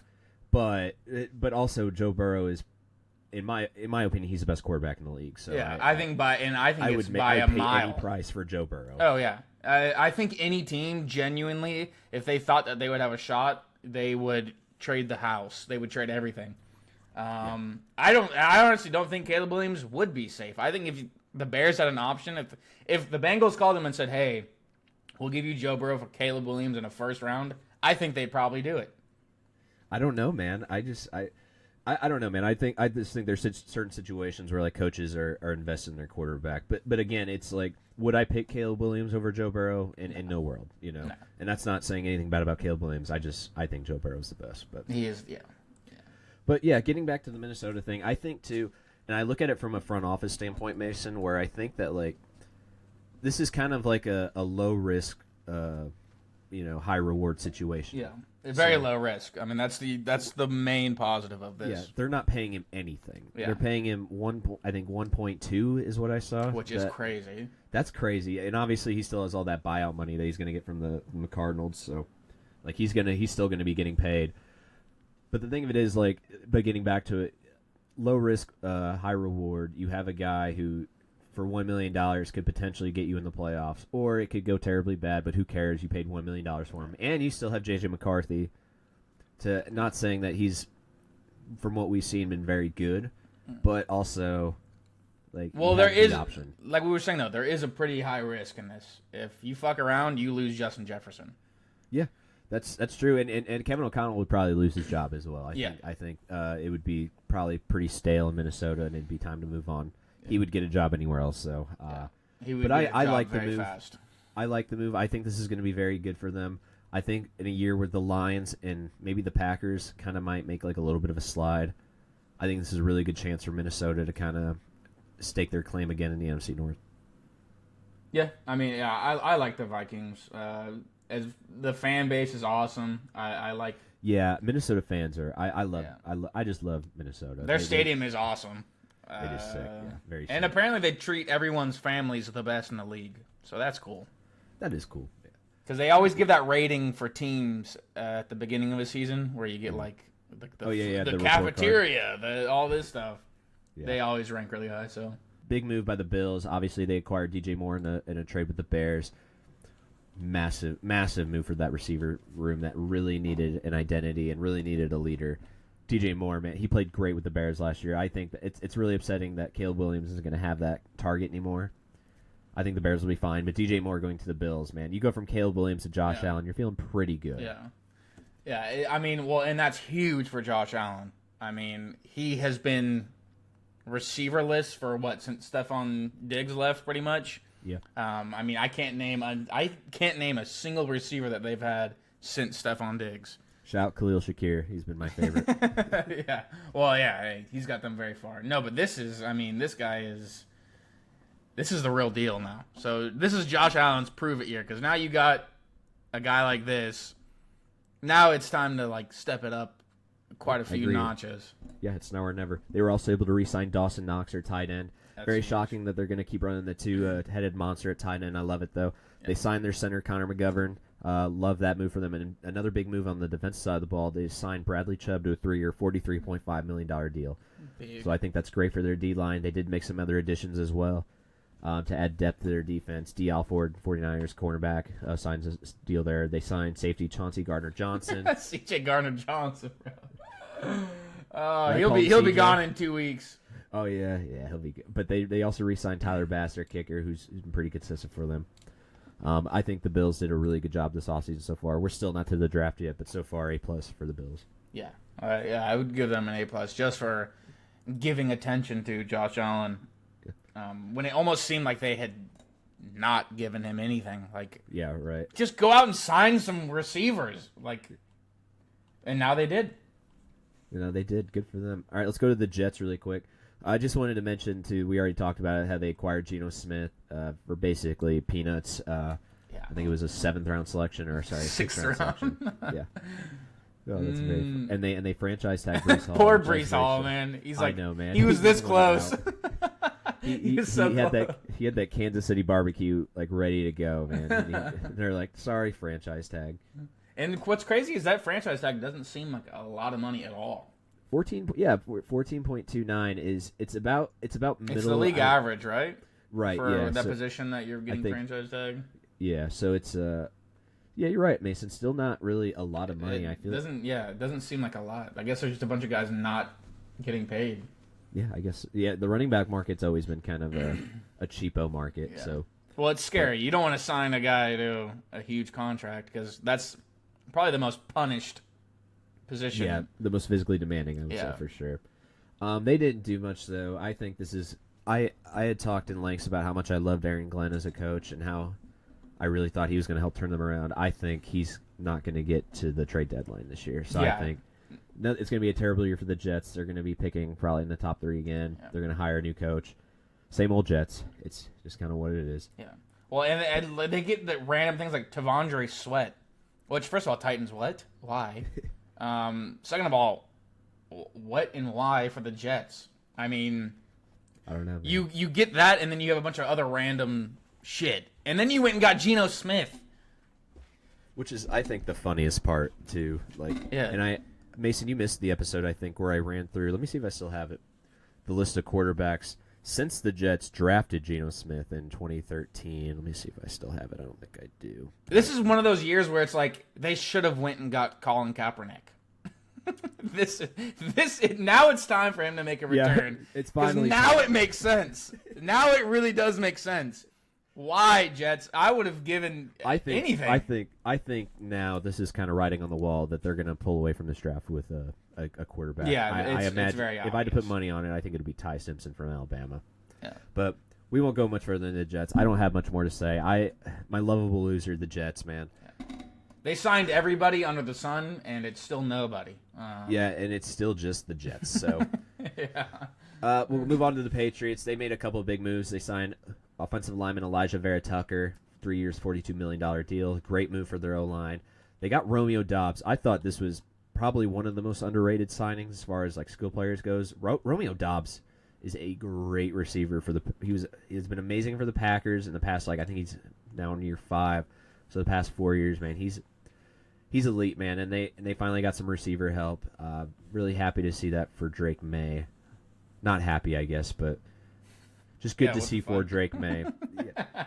But I think this will help them again. Probably dominate this division if the Bills don't have anything to say about it. But they also signed safety Kevin Byard, 1 year, $9 million contract, kind of bolster up that defense, that already really good defense. Reunites him with Mike Vrabel from their days in Tennessee. So I like the move the Patriots are making. I think it's quality over quantity. Whereas the Jets obviously had to strip their whole roster. Yeah, they skipped on quality and quantity. Yeah. Oh, I guess no, they skipped out way far on quality. Yeah, right. They just went all quality. All eggs in the basket of quantity. They went to fucking Temu Hall.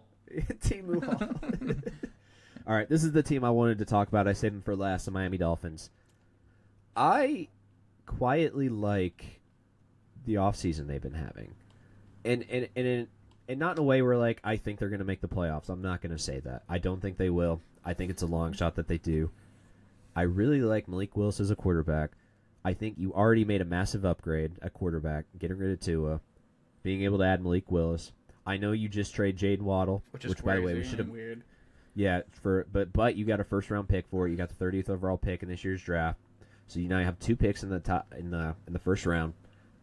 They signed Tutu Atwell from the Rams, who is, I mean, obviously with Puka Nacua there, you have Devontae Adams. Tutu Atwell doesn't really get the attention I think that he deserves. I think he's kind of like a poor man's Tyreek Hill, whereas he's very small, he's very fast, but he's a lot better route runner. So he saved some of my fantasy games. Tutu Atwell. I picked him up late in the season, and he actually got me a few more wins. So. Well, great, man. See, everyone wins. So, like, I'm not saying, like, I'm not going to sit here and pound the table for the Dolphins saying they're going to make the playoffs. I don't think they will.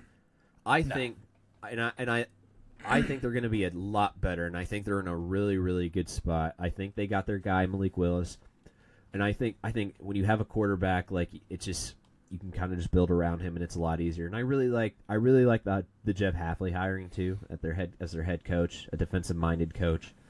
Kind of maybe shift the focus a little bit to that defense that needs some TLC. So I don't know. I'm high on the Dolphins offseason. I'm excited to see how they draft. I really like the Malik Willis signing, so I think they could. Well, no, maybe not in the league not in a division with the Patriots and Bills, but I was gonna say maybe they could slip in a second somehow, but that's not gonna happen. So we'll leave it there. I think they'll win 9 games. How about that? I think that's it. I think that's good. I think 8 to 9 games is fair. When's the last time they won that many? I think they did that last year. Oh, really? Oh, that's right. They went on that streak right at the very end. But it'll be a much better 8 and 9. It won't be the bad vibes. 8 and 9. Yeah, exactly. It'll be like, oh man, like we're better than we thought we were gonna be 8 and 9. What the All right, let's move on. AFC North. Let's go ahead and start with the Ravens. Obviously, they made the biggest, maybe not the biggest signing, but they made the headlines with the Max Crosby stuff, turning down the deal with the Raiders a few days after it was announced. They signed Trey Hendrickson to a 4-year, $112 million deal, $60 million fully guaranteed. Which is crazy. They were, as soon as they signed Max Crosby, they were crossing their fingers like, please don't pass this physical, because then they realized they forgot about Trey Hendrickson. Man. I don't think so, man. I think not getting Max Crosby was probably pretty detrimental to them. Yeah, but 2 first-rounders, or you go and you just pay a guy. I agree with that, but I think that was the alternative. Like, because if you're asking me blindly, I understand the 2 first-round picks thing, and I fully get where you're coming with that. But if you're asking me straight up, Max Crosby or Trey Hendrickson, and like that's not saying anything bad about Trey Hendrickson, he's an awesome football player. But obviously, I'm picking Max Crosby. Like obviously, and Max Crosby's production too makes up the value for those 2 first-round picks. So I think depending on either that way, knee surgery. That's true. But I think either way, the Ravens came out good, and I think now that you have your draft picks and you have an elite D lineman, I think there's nothing better. And they haven't really done much else. I think they kind of retained a lot. They re-signed Tyler Huntley. Again, quality over quantity. I think it's a good move for him. And Jesse Mentor, new head coach. I think that's going to be awesome. Ravens are going to be good. Yep, I agree. All right, let's get into the biggest signing of the offseason so far with the Cincinnati Bengals. Joe Flacco re-signs 1 year, $6 million. The dog that won't die, man. Yep. And he's not going to play for the Bengals, but he will end up in your hometown. If you are a fan of a shitty team, get ready. Yeah.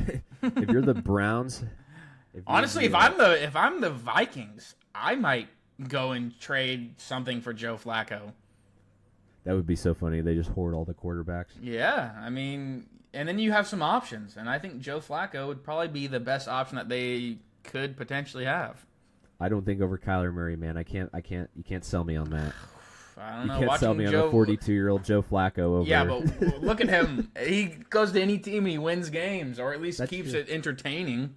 That's true. I mean, the first game with the Bengals, didn't they win, right? Yeah, he did after like signing like 6 days Yeah. before. Or And like, T. in Higgins 6. had like the game of his career. That's right. Yeah, I remember that. Very fun. I'm glad we have Joe Flacco back for another year. But let's go ahead and move on. Cleveland Browns signing who they traded for Titus Howard, 3 year, $63 million deal. They They love didn't our really do garbage, much. bro. Yeah, the Steelers signed Rico Dowell. I thought that was a surprising move. A 2 year, $12.25 I like that, though. million. I like it though. It's a good move for him. I was surprised that the Panthers let him walk, but I guess Yeah. they have plans. They also traded for Michael Pittman. And gave him Gave him a ridiculous $59 numbers. million deal, 3 year, $59 million. That's crazy. Yeah. And they extend some players. Still not sure what's going to happen with Aaron Rodgers. I think he's done, but we'll see. I hate Aaron Rodgers so much because he does this every year. Yeah. Hey, I'm still making my decision. Just fucking say yes or no. He really is just Brett Favre. Like Yeah, as much as he hates Brett Favre and didn't want to be compared to him, he really is just Brett Favre. Yeah, I hold on. I gotta go do some ayahuasca in the jungle of fucking Madagascar, and then I'll make my decision on my future. Yeah, just so happens to be Holy after shit. training camp too. Sorry. yeah. Oh, and by the way, and he knows that they're not gonna like be like, oh, well, never mind, we don't want you because it's still Aaron, It's Aaron Rodgers. Rodgers. Yeah. Let's move on, man. AFC South. I know you're excited to talk about this one. Houston Texans obviously acquired David Montgomery. They were able to. Sorry, no, they traded Juice Scruggs. Sorry. I think another underrated sign too is they got Foster Moreau to kind of back up Dalton Schultz. I really like that. They beefed up their O line. Trent Brown, Oh, Braid my Smith, goodness. Ed Ingram, White Teller. They extended Daniil Hunter, and they got Reed Blankenship too. And they gave Kami Fairbairn an extension as well. Yep, So Kaimi, I love that. They re-signed EJ Speed. I did see that now. A very little known name because of Aziz Al-Shair and Henry To'oTo'o. Those are kind of our main guys. But EJ Speed, well, not my favorite linebacker. That goes to Aziz. But EJ Speed was incredible. I mean, he was a guy that just kept working the entire season, was never hurt. I would say the best ability is availability. He was that and some because he just performed very well. Daniil Hunter, super excited about him coming back. I know it's only a 1-year deal, but you still got 2 more years with him though. Yeah. You still got this year and then next year. So that's. Trent Brown, I love it. He did get replaced, but I love Trent Brown as a swing tackle. He's a big motherfucker that'll get out there and lower some shoulder and blow some guys apart. Dalton Schultz, re-signing, love it. Wyatt Teller, if you're listening, I love you. Have you seen those pictures of him carrying a fucking alligator on his back? Yeah, he's just a big country boy, man. Dude, I've been fucking begging to get some white trash on the offensive line. I'll tell you what. Well, you found it, man. You found We it. did. We got him and Braden Smith. Braden Smith looks like the definition of white trash. He's the ginger, right? Yeah, he's like a blondish, reddish. Yeah, he big looks boy, like though. he looks like he top like Leius. I don't think he does. I have not heard his voice yet. Yes, and sir. then Yes, David ma'am. Montgomery. Love it. I kind of still want to get something else. I do love Woody. I think that's in the cards. I think it's in the cards. I do love Woody a lot, but I don't think David Montgomery and Woody would really like. It's not like whoa because And think of a situation too, Mason, where like the luck that you guys have had. Let's just hypothetical. One of these guys goes down. Then what? yeah, Like you then still have one or the other, but then it's like, well, what's after that? yeah. And then against the same problems you had last year, where it's like, well, did we maybe ignore the running back position? Yeah, for a little? again, another year of, and then it just fall, and then it's CJ's fault because then it's like, well, now he has to pass, and that's where mistakes happen when it's everyone knows that you're going to pass because you have to. So they do need to bolster that. I really wish they would give. There's a man on the Texans, giant man named British Brooks, who is, I think he's like 6'3", 240 or 230, something like that, running back. They will not give that guy a chance. They do in the preseason, and then you watch him run people over like a Derrick Henry-esque. Won't give him a chance. I'm not saying that's the answer. I still think they needed to go and get somebody else. I was hoping for what's-his-face in Miami. I can't think of his name. The running back. HN? Yeah, Devon Achane. I was hoping that I would get a notification that Devon Achane was traded to the Texans. Didn't happen. I guess there is still time. I don't think it's going to happen. And another name. Oh wait, I'm going too in depth with this, but it is the Texans. You're fine. So You're fine. another name I've been seeing floated around, DeAndre Hopkins. Yeah, I've heard that as well. Please, Texans, go get him. Just bring him back. Let him fucking leave the league as a Texan where he deserved to be the whole time. No thanks to Bill O'Brien, you dickhead. Still never forgiven you. David Johnson and a second rounder for DeAndre Hopkins. In the prime of his career as well. Yeah. When Deshaun Watson needed him the most. Which, whoa, hey, I'm not defending Deshaun Watson. I'm still glad he's gone. But we could have maybe done something that season where you just traded him randomly in the middle of the season. COVID year, too. That was awesome. COVID. I remember that. Yeah, I was on a bus going to do R&I in Jackson, Mississippi, and my dad was sitting like 8 rows behind me. It was a bus packed full of PDR dudes, and I get the notification on my phone, and I turn around, and I'm like, Dad, what the fuck? And he goes, shut up, it's not real. And I go, no, it is real. Bill O'Brien just fucked us. Yeah, I still remember that vividly. But yeah, no, I'm super happy with this offseason so far. The offensive line, as long as these guys stay healthy. Ariante Ursary had a stellar year. I'm assuming they're maybe going to put Wyatt Teller next to him. That or make Ed Ingram switch, which either way I'm cool with, which will help Ariante Ursary. Love that. Still no answer for center. Jarrett Patterson, I fucking don't like you, bro. I don't like you, Jarrett Patterson. Get off my team. You're not white trash enough for me. If you're gonna be a white dude at center, you gotta be a hillbilly. You're not. You're a city boy. A God-fearing hillbilly. And then, you, like I said, on the right guard, you have either Eddie Ingram or Wyatt Teller. Don't care. Then Braden Smith as your right tackle. Absolute cinema. So that's yeah. You can't say they didn't try. Yeah, I was worried. I was very worried for the longest time because I see what's his face go to the Raiders, and all these other guys. Yeah, they're all just spreading out. I'm like, oh shit! I was like, they're gonna do this again. They're gonna try their hand at the draft. We were never good at drafting offensive linemen, so I was sweaty watching these offensive linemen sign with other places. But hey, they made up for it. Thank you, Nick Caserio.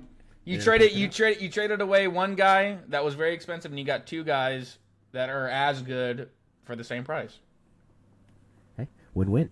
Let's move on to the Colts. Daniel Jones re-signs to your $88 million deal. Man, I don't know if there's anybody who has robbed teams quite like Daniel Jones. Jeez. Absolutely love it. But it's and then they re-sign Alec Pierce to way too much money, 4-year, $150 million. Too much.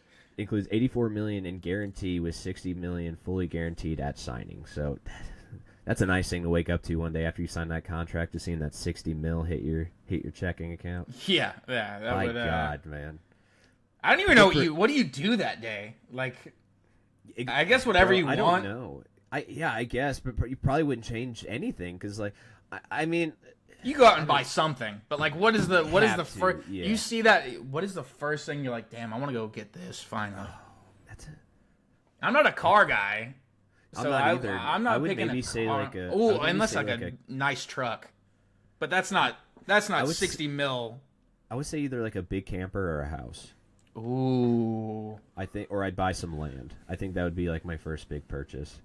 True. Like buy land to build on, or Honestly, you could probably just buy all of Indianapolis. Bunch of fucking broke hillbillies over there. just buy out Gary, Indiana. Yeah. All right, we don't have to stay on them long. Jacksonville has been pretty quiet this offseason as well. They've signed running back Chris Rodriguez from the Commanders to a 2-year, $10 million deal. Again, haven't done much, so we're not going to spend too much time on them. The Titans, a lot of signings here. They made some trades as well. Don't really know how much it's going to affect them. I think they're really kind of banking on the draft. They obviously signed Wan'Dale Robinson as well. They get offensive guard Cordell Volson. They get Austin Their Schlottmann. free agency is giving me a fucking headache. There's It's too a many lot of names. It's a lot of 1-year deals. They signed Jacob Martin. Isn't he like 58 years old or something like that? Jacob Martin. There's John Franklin Myers, the D lineman, signed 3-year, $63 million deal. I don't know. I think the Titans are just in rebuild mode right now, so it is what it is. Texans obviously still the better team in that division. Let's move on. AFC West. Denver Broncos, my early favorite right now to potentially win the Super Bowl. Haven't made many moves this offseason, but the big one obviously being getting Jalen Waddle from the Dolphins, and all you had to do is trade your first-round pick. I think that's quite the deal for them, especially in a team that's in win-now mode, a team that doesn't have to pay Bo Nix for another few years, a team that honestly, and I hate to play the hypothetical game, but probably could have been in the Super Bowl and played at least a better game than the Patriots did had they had Bo Nix for that AFC Championship game and not Jarrett Stidham. So it's a lot of what-ifs with Denver. You watch your mouth about Jarrett Stidham. I did. Hey, everyone in the in New England can thank the Texans for. Wait, no, never mind. I forgot. We didn't hurt Bo Nix. Wait, no. Yeah, no, it was. No, you didn't hurt Bo Nix. It was the Bills. That's right. Yep. Right at the very end, wasn't it the last play of the game where he broke his foot? Yeah, it was like it That was would on piss the last you offensive off drive. like a motherfucker. Woo! All right, Kansas City Chiefs. They obviously trade for Justin Fields. I thought that was a decent trade. Biggest signing, of course, was Kenneth Walker, the third Super Bowl MVP, signing Crazy. a 3-year deal, $45 million guaranteed. 45 million with $28.7 million guaranteed. Big news coming out yesterday. They re-signed Travis Kelce, 3 years, $54.735 million. It looks like they're kind of front loading a lot of this contract because I think the 3 years is more just. Yeah, he's obvious. This contract very front loaded, so I think if he does make it to year 3, I don't think he'll make it past this year. To be honest with you, No, I think mid-season he's probably like, I'm fucking done. He should have left this offseason, man. You're He married should to have. yeah, What an married to idiot. Taylor Swift, bro. Just be done. I'm so conflicted about the Kenneth Walker thing because I love him, but I don't want to see him succeed in Kansas City. I don't want to see anyone ever succeed in Kansas City ever again. That's the challenge I know. we face where we like guys and then we hate when they sign. You know what? I hope he's got a 3,000-yard season, but they lose every fucking game. a 3,000-yard, the first ever. That'd be crazy. All right, Raiders. Probably I would say, at least as far as like the quality and as money handed out, they probably have had the biggest offseason. Yeah. Signing center Tyler Lindenbaum, 3 years, $81 million. Which is way too much money, by the way. I'd like to preface that by saying why. I wonder what the market is for centers and why they paid him that much. Not that much. You don't think so? No. I think they just wanted to guarantee it. I think they were like, there's no way he says it's like on Madden where you do the very low chance that they don't re-sign. That's exactly what they did. It just money maxed it. I like the Connor Hayward pickup too. Yeah, Connor Hayward was a good one. Jalen Naylor as well, a good one. But on the defense, this is where they kind of caught my attention. Cody Dean from the Eagles, 3 years, $36 million. Quay Walker, 3 years, $40.5 million. Taron Johnson acquired in a trade with the Bills for a second-round pick. They re-sign Eric Stokes, and they get Matt Gay from the Rams. So, hey, listen, the defense is already a lot better than they were looking last year, just with those few names I mentioned. And then on the offensive side, you're going to have eventually Fernando Mendoza, Tyler Linderbaum, and Ashton Genty, and Brock Bowers. So, I know, Mason, you're really high on the Raiders. I still think it might be a few years, but I think they're kind of looking in the right direction here. I really, if they somehow still get rid of Max Crosby for even a fraction of the worth that they were going to get with the Ravens, which I think that would have fucking rocket ship to Mars, sent them into like a contender immediately. Without those 2 first-round picks, a little less of a boom, in my opinion. I still think they're going to be great. I still think Max Crosby will be traded. I just don't know for what now. At first, obviously, I'd like to see. I'm excited for their draft. I think they could go nuclear in the draft. And for some reason, I love the Raiders. I don't know why, but I fucking love them. I don't know why. I feel like I should hate them. Your lust for Vegas is just, I think. That's true. It's the gambler in me coming out. I'm like, Vegas team must do good. Vegas, please. All right, last team we'll cover is the Chargers. They haven't made a lot of moves, but they did sign some O linemen. Trevor Penning, 1 year, $3.5 million, and Cole Strange, former first-round pick for the Patriots, 2 year, $13 million deal. And then they signed their center, Tyler. Sorry, I don't know how to say his name. Bayadaz, 3 year, $30 million deal. So again, they're beefing up that O line. The defense is already pretty good. I think they're going to be just fine. Probably second or third in the division, I would say. Probably still in the playoffs, but not much of the same. Not much of a different result, I would say. Yeah. And we're already at 50 minutes here, Mason, and we're just now getting through AFC. So what we'll do is we'll stop here. We'll make this our AFC free agency episode. Okay. And then next we'll bank the NFC for the next one. Okay. So as it stands right now, Mason, in the AFC, give me your 2 or 3 favorite teams that you liked in this offseason so far. Besides the Texans. Can't say the Texans. Wow. Denver, obviously. I'm going with the Raiders. Another obvious. Seattle lost some guys. They didn't really make any. Wait. AFC. Yeah. Sorry. The Colts. I don't know. No, I think. Yeah, I don't feel good about them at all. I don't know. Okay, I'm gonna go Buffalo Bills at my number 1 because I think they got Josh Allen, a huge weapon that's gonna, bode very well. The Denver Broncos, and the Raiders. I don't have much to disagree with you there, man. Obviously, I didn't allow you to say the Texans, but I'll say it. I think the Texans are definitely in there. I agree with you. I think Buffalo. I think Vegas, no doubt, though, as far as quality of player, I think Vegas has done the best. But again, don't sleep on Miami. Not saying they're going to make the playoffs. Not saying that they're going to be like a juggernaut. But I really like the way that they're starting to piece things together. Already in year 1 of a rebuild, so.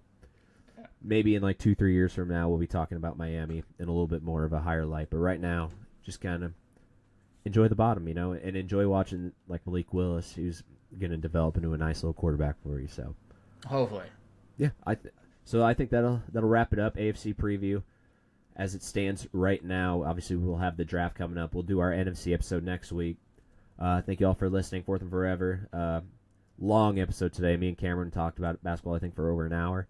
Mason and I were talking football we're close to that as well. So it's going to be a long episode. It's going to be a lot of fun to edit. So thank y'all for listening. Thank y'all for listening. Like, subscribe. Hopefully big hit news that on the bell horizon. notification. Beep. And don't bite women. And yes, stop biting women. If you're doing that, stop biting women. And hopefully Mason will have some good news for you next time we crack the mic. So we won't talk about that yet, but have a good one. Enjoy the rest of your day. Enjoy March Madness.